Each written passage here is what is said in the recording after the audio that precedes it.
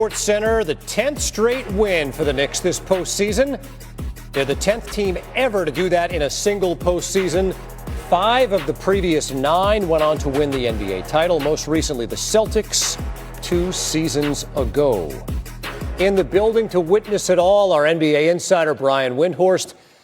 Brian, I just never felt like Cleveland's best tonight was going to be better than the Knicks, who again have now won 10 consecutive games.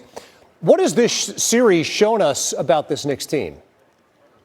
They are a terrific team. And when you look at the way that they were constructed to eventually play this well. I don't know if anybody saw this coming, but when you watch specifically how their wings have played in this postseason, and they were huge tonight.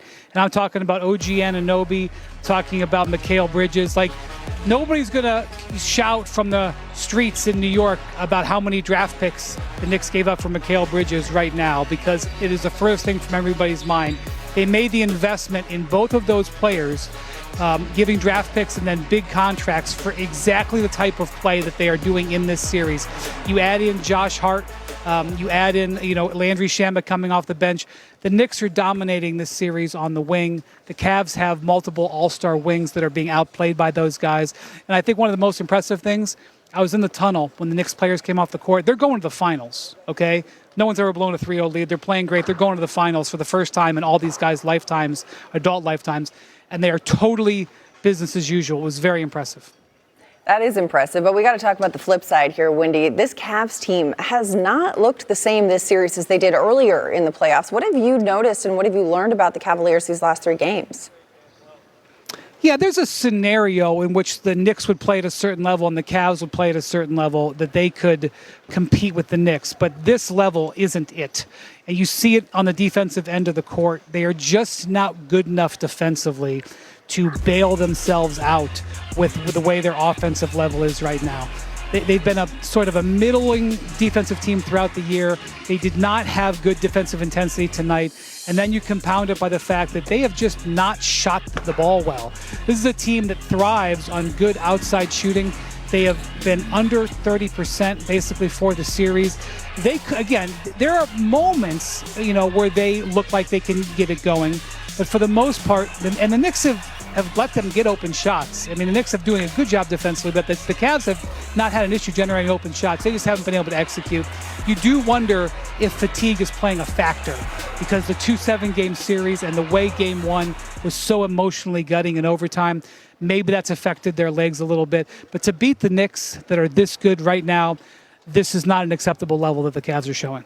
I used to host NBA Tonight with Mike Brown. He's at this point, he's on his 5th team, right? Cleveland, the Lakers, the Dubs, the Kings. Now the Knicks. He's got the Knicks one win away. Cleveland twice. He's got the Knicks 1 win away from the NBA Finals. What a showing tonight there in Cleveland. Brian Windhorst, thanks for joining us here on Sports Center.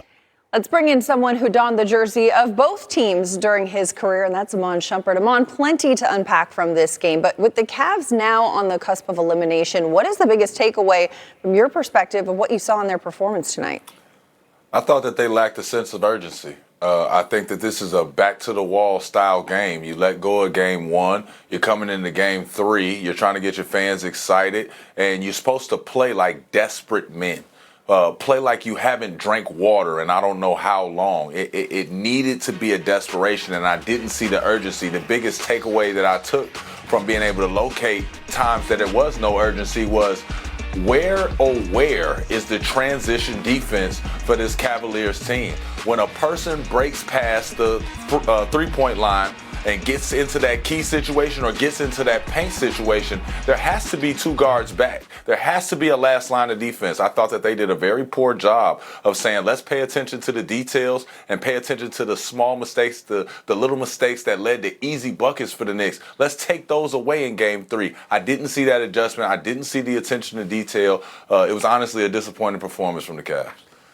And Shump, we can talk about Landry Shamet, and we will. He was great off the bench. But the Knicks starting lineup was dominant. Every player in double figures here. What is it about that group that has given Cleveland so many problems?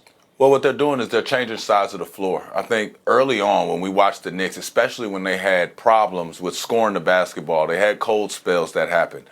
What they did was they put Karl Anthony Towns in a high post area. We put him on the sideline into a 21 action, and then there's cutting, there's movement, but the ball changes sides of the floor, and we have Jalen Brunson to have a great floor game and say, hey, anytime we aren't going to those actions, now that we have, and I've sprayed the ball out a little bit, I can get my wiggle room. I can get downhill. I can make sure that we get FGAs and FGMs rather than get us TOs. And I think that he's done a great job of just being patient, letting things come to him, and showing the Cavaliers that no matter what they throw at him, he's going to pick it apart. All right, Amon Shumpert following the Knicks Game 3 victory. Shump, thanks for the perspective on a night the Knicks take a commanding 3-0 series lead here in the Eastern Conference Finals.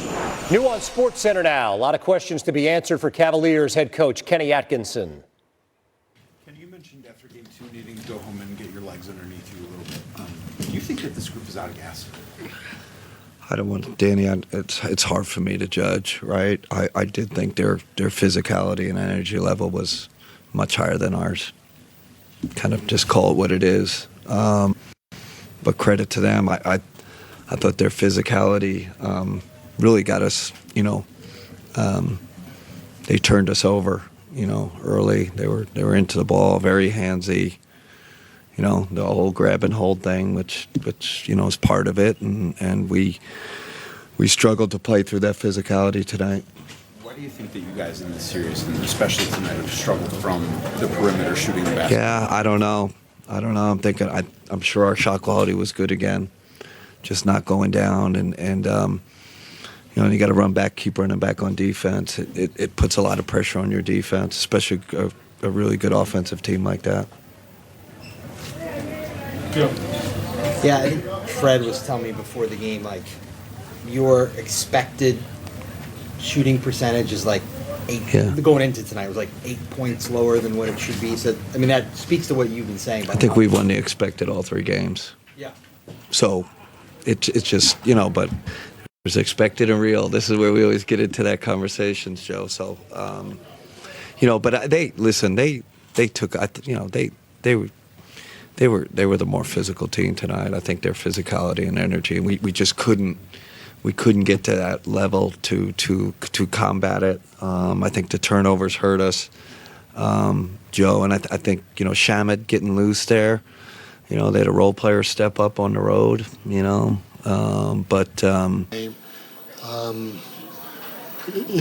Chris Gent challenged our guys to start the game right, especially with the execution of the first play, and our guys did it. Our guys, they were locked in from the beginning of the game, and it showed through that first offensive play, through the first few minutes of the game. We got a lot of great contributions from our guys. Josh was the connector that he was. 9 rebounds, 5 assists, 4 steals. OG was fantastic. He hit some timely buckets for us. Play after play after play after play. He had 21. He was really, really good. 7 rebounds, and he did a pretty good job of trying to keep Allen off the glass. That's who he matched up with. Cat, I mean, he was our hub offensively. 7 assists, 0 turnovers. He was really good for us offensively and defensively. The 3 steals. But his ability to fire back in the pick and roll situation was really good. Mikal, I mean, man, he just got to his spots. Mikal got to his spots all night. He hit big shot after big shot. And on top of that, he had 6 rebounds, and then trying to defend James, Hall of Famer, without fouling him. This really good ball game from Mikal. Jalen, he's MVP. He's an MVP candidate. He's supposed to do what he did tonight. He's got to go score it, or he's got to command a double team and make the game easier for everybody else. Our bench, everybody that came on the floor, they played great minutes for us, but I got to take my hat off to Landry. We put them on the floor in Josh's spot. They're paying a lot of attention to Jalen. Somebody's going to be open if the floor is spaced, and we're getting off the ball in a timely manner. And literally, because of the way they're playing D, we're just playing conceptually.